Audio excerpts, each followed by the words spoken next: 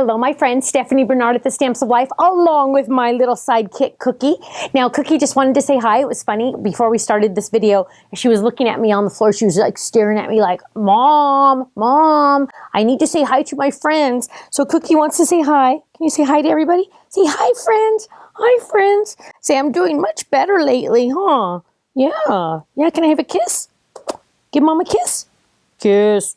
Mwah. I stole a kiss. Okay, so she just wanted to say hi. I'm going to put her down. Oh, I love her so much. Okay, so you go down, go play with Dad. I have a fun product to share with you today.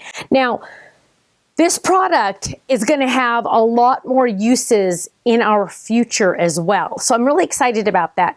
Now, as you know, I travel a lot. I think I go to, last count, I think it's like 26 events a year.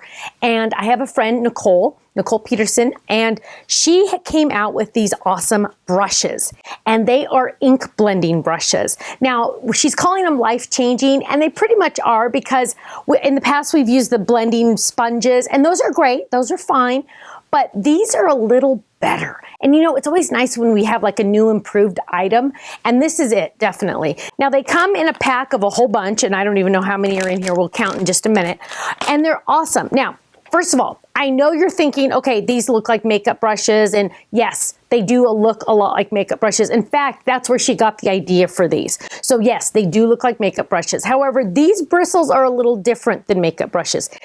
These are plastic bristles, so they don't absorb all of the paint or the ink. Now, like when you're using them for makeup, when you have the makeup type brushes, those are hair, so they can keep the ink, or the makeup, you know, the foundation in them. These don't absorb the ink, they let the ink go on the paper, so they're a little different. Now, they're really fun, and I'm gonna show you, I'm grabbing a stencil, and I'm just giving you a heads up, we're coming out with a lot more stencils coming soon, so get prepared for that. So I have my little stencil here. I'm going to just lay that down. Now, I'm also coming out with a really cool thing, so just hang on to your hats. But for now, what we're going to do is we're going to use some washi tape, and I just had a whole bunch, here's some. I'm going to just use a little bit of washi tape to hold this down, but coming soon, Tiff and I are working on something. I can't tell you what it is yet, but it's going to be really awesome. You're going to love it. So right now, we're just going to lay this down, and we're just going to add some washi to it. Now, if you have aerosol sprays for adhesive, you can use that as well. I'm not an aerosol person. I don't like to use aerosols, so I'm going to use my washi tape for now. But don't worry, something's coming. So what we're going to do first, I want to get out all the brushes. This kit comes with, and don't quote me, but 1, 2, 3, 4, 5, 6, 7, 8, 9, 10.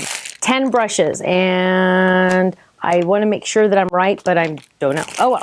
But they come with lots of different sizes. Also, we're going to sell them in the small version and just the large versions by themselves if you want to start slow.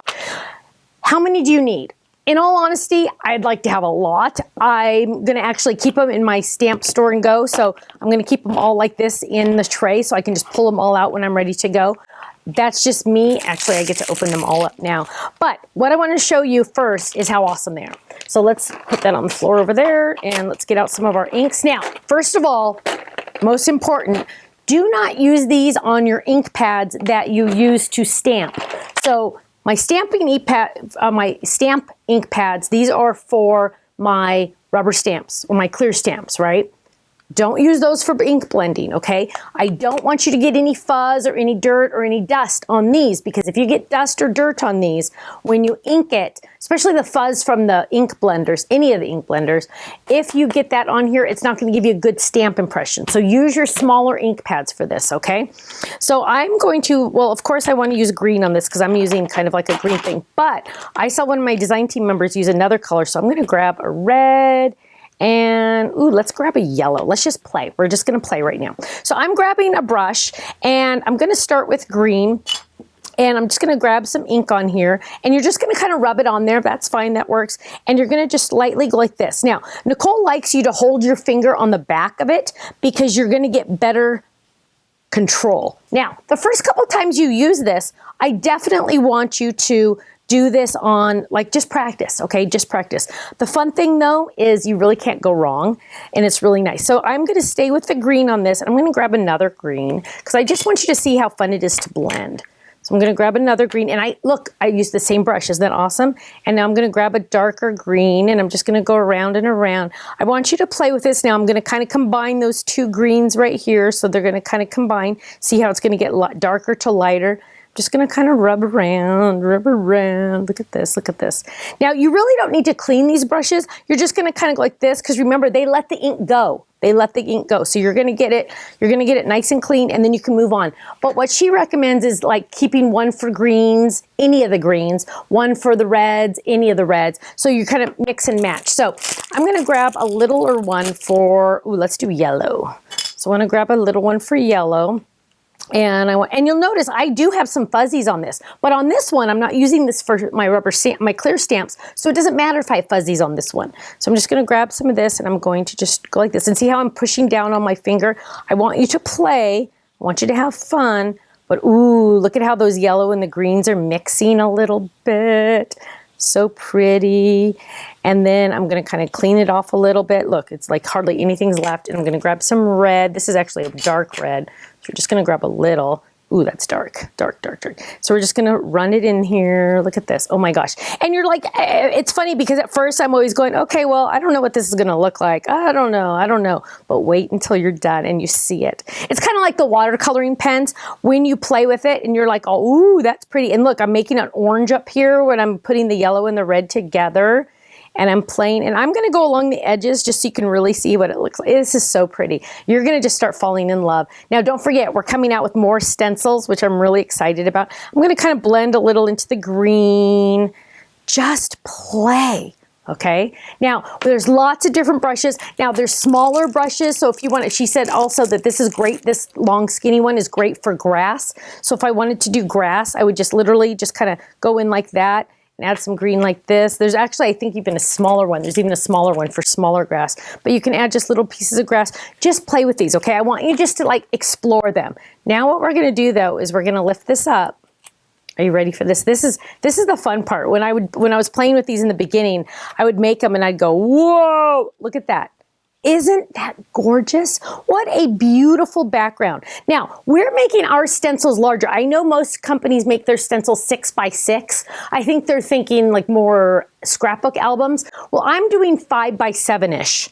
That's the size I'm doing because if you do a 5 by 7 card, you have the whole background. You're not moving your stencil around for that extra inch. And if you're doing a smaller card, you have plenty of space to do that small card in. But look at how gorgeous that is. Look how the colors blend together and it's lighter over here, darker over here, lighter over here. It just looks fantastic. Now, another thing you can do with these is get a smaller brush, and let me get a smaller brush. Let's use this one. And what I'm gonna do is I'm gonna get some, eventually what I'm planning on doing is getting some washi tape, because these are even new to me. I'm gonna get some washi tape and I'm going to put like a little piece around the neck of it. So like if this is gonna be like my red brush, I'm gonna put a little piece of red washi tape around it. So I know, oh, grab this for the red family, grab this one for the yellow family, grab this one for the green family. So that's kind of what my plan is. And I'm gonna grab a new one right now. I'm gonna grab a smaller one. And I want to get like a light pink here. And so actually I think this is, what is this? Is this candy? I think that's candy. And I'm going to grab some ink and I'm going to ink the edges of my project here. So I'm just going to run around the edge, just inking it a little tiny bit because you know what? You can't go wrong with inking. Am I right? So I'm just going to add a little tiny bit around the edges. Actually, we should probably get a piece of paper. There we go. So we can do this easier. So I'm just going to run along the edges and then I'm going to get my, this is much better to do it this way. And then I'm just going to get a little extra oomph, right? Because that's more fun that way. So we're just going to add some color. And I probably should have picked a different color so you could see this darker on camera. I know on camera it's harder to see than in real life.